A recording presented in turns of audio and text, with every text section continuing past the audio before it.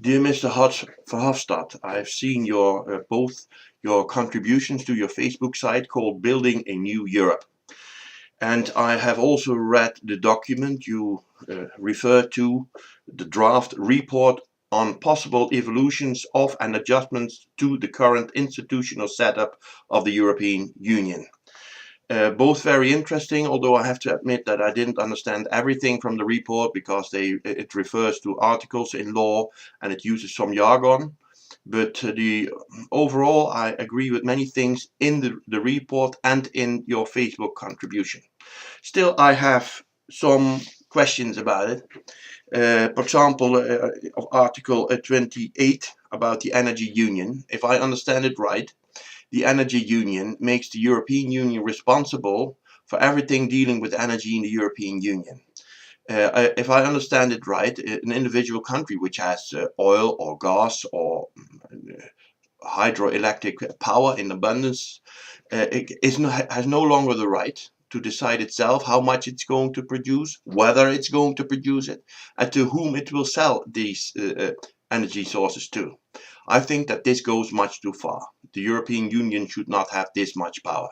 The European Union should be about technicalities, so that there is, for example, an energy grid for electricity or gas or oil, doesn't matter, over the whole of the European Union, so that it never happens again that if there is a gas dispute between Ukraine and Russia, some citizens of the European Union are in the cold in the winter. I never want to see these old people in the cold again.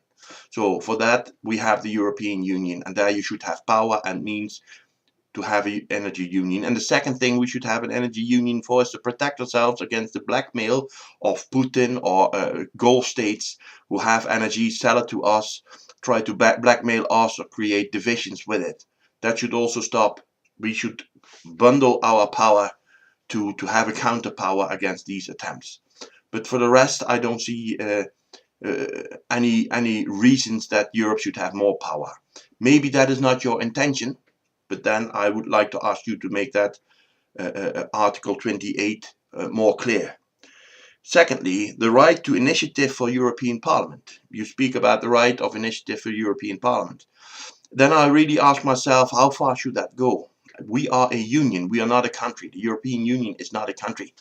It's a union, and in a country, the highest level, government, can decide how much power it has, what its tasks are, what the tasks of the provinces are, what the tasks of the towns are. In a union, that is fundamentally different, that the union members decide over that.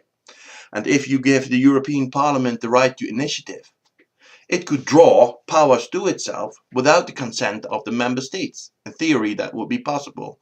Then we would become a European superstate. The danger is there, at least. And that is something I can tell you the overwhelming majority of European people absolutely do not want that. So I would say if there is a right to initiative, then only within the framework of tasks and rights and means and powers given to the highest layers in the European Union by the nation states, and not outside of that, because then people will feel threatened by the European Union. You never know how much power elsewhere they will demand. Then you get a superstate. People don't want that. So I would also like to ask you to be more specific about that. What exactly do you mean? Another point, the labor market. One of the four freedoms of the single market is the freedom for labor to work in all EU countries that are part of the single market, which are all European EU countries as far as I know, freely, to work there freely. And I think that that is also up for reform, because these other three of the four freedoms have to deal with services and goods. But that is something completely different than people. We are talking about people here. Services and goods are not a burden for the health system, nor for the housing market, nor do they create integrational problems. People do. That is really a completely different quality. And we have seen in Britain what the impact of that can be. Many people in Britain who voted for a Brexit to regain control over the borders. And I think that they have a point. these are people coming to their countries, not just goods and services. So my proposal would be to change that freedom of labor, to modernize it, for example, by saying that if, in case the influx of EU migrants exceeds 0.15, so 0.15% of the population already living in a country, that at that time a country can start selecting at the gate. And most countries do not exceed this level, so that for these countries there will still be absolute freedom to travel, to work, better to say. But for some countries who feel the need to limit the number of EU migrants, if that exceeds a rather high level, for Britain it would be around 100,000 people, that's quite something, they should have the right to select at the gates. I think that will take a lot of pressure off certain societies. Maybe it would have kept Britain within the European Union, and above all, there are probably more referendums on the way. If in France Marine Le Pen becomes the president, and that is not unlikely given the other moderate candidates, Hollande and Sarkozy. I've just been in France. I've spoken to a lot of French people. In my best French, by the way, which is not so very good, but still I understood enough of them that they did not like both candidates. Both candidates have lost their credibility. And if there is no other strong moderate candidate coming up down there, for example, Mr. Cazeneuve of the Socialists or somebody else, then Marine Le Pen could very well win. And if she does what she promises, to have a Brexit referendum in France, given the polls, given the reluctance of many French towards austerity, given her as president, I think there is a very considerable chance that France will leave the European Union. Then the German-French axis within the European Union is broken. Then the other countries are faced with the EU, in which Germany is absolutely a very big and could be a very dominant factor, and I don't think that the European Union will survive that. We should absolutely try to prevent that. So changing that fourth freedom of the single market about people is absolutely necessary, and I think it is fair. So I would also like you to reform that if we are now busy with reforming the European Union, which I indeed believe is very necessary. Then I come to point 39 of your report. The question of the seat of European institutions. You propose that the European Parliament can decide where European institutions are seated. I propose that there is only one place where European institutions, including European Parliament, are seated, and that is Brussels. Why disperse all these institutions over the whole of Europe? It is still a matter of communication. Governing Europe is still a matter of communication between everybody involved. And of course we have technology nowadays. You have Skype and who knows what else. But the personal contact is important and will always be important and should be easy. The thresholds to do that should be low. That is why everything should be in one place, except we have a problem, of course, with the European Parliament in Strasbourg. The vast majority of European people hate that. It's a symbol for wasting money. So, in the future, maybe there will be a European army.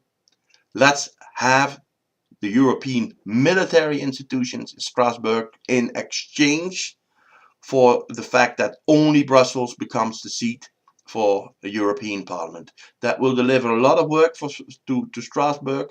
It will have a good effect on the image of Strasbourg, and Strasbourg, of course, given the German-French history of wars, would be an excellent place for such for these defense institutions. Then I come to my last point. What I miss in what you told us thus far is no provisions to force a country to leave the European Union. Why not? Why not learn from the current status that we have have now become hostage of British politics when they decide that time is right to apply Article, what is it, 50, to leave the European Union. Why should the group, in this case the European Union, not have the right to protect itself against individual members? That is normal in all groups in the world. It's normal on the working place, in your sport organization, doesn't matter where. But the European Union does not have the right to protect itself against members who are not of goodwill. I don't say that Britain is not of goodwill. No. I have in mind countries that are really not of goodwill, against whom we should be able to protect ourselves. The group should always be able to protect itself against individuals who are not of goodwill. So let's also make a reform that the country, of course, after very strict conditions, it cannot be a result of a simple political play. No, the conditions should really be strict, but once they are met, a country should be forced. It should be possible to force a country out of the European Union.